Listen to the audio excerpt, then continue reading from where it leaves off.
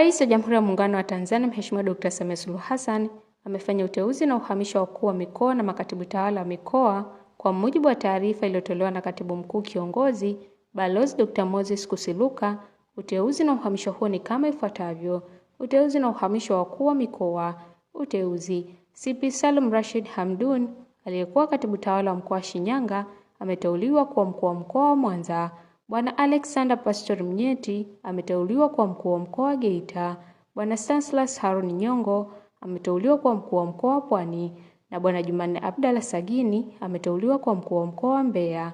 Uhamisho: Mheshimiwa Martin Ruben Shigela amehamishwa kutoka mkoa wa Geita kwenda kuwa mkuu wa mkoa wa Manyara. Mheshimiwa Said Mohamed Mtanda amehamishwa kutoka mkoa wa Mwanza kwenda kuwa mkuu wa mkoa wa Simiyu. Mheshimiwa Mtanda anachukua nafasi ya Bwana Anamring Macha ambaye amestaafu. Mheshimiwa Abubakar Musa Kunenga amehamishwa kutoka mkoa wa Pwani kwenda kuwa mkuu wa mkoa wa Songwe.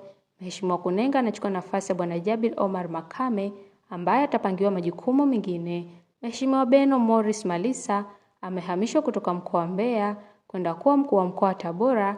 Mheshimiwa Malisa anachukua nafasi ya Bwana Paul Matiko Chacha ambaye aliteuliwa kuwa katibu mkuu wa NEC, yaani idara ya organization ya Chama cha Mapinduzi CCM. Mheshimiwa Adam Kigoma Malima amehamishwa kutoka mkoa wa Morogoro kwenda kuwa mkuu wa mkoa wa Lindi.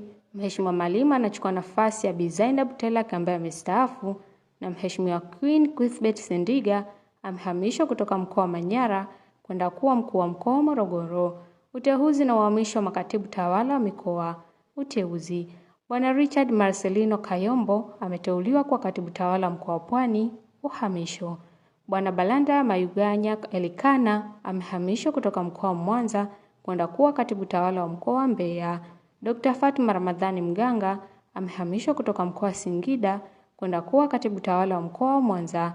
Bipil Hassan Mnyema amehamishwa kutoka mkoa wa Pwani kwenda kuwa katibu tawala wa mkoa wa Shinyanga, na Bwana Rodrick Lazaro Mpogolo amehamishwa kutoka mkoa wa Mbeya kwenda kuwa katibu tawala wa mkoa wa Singida.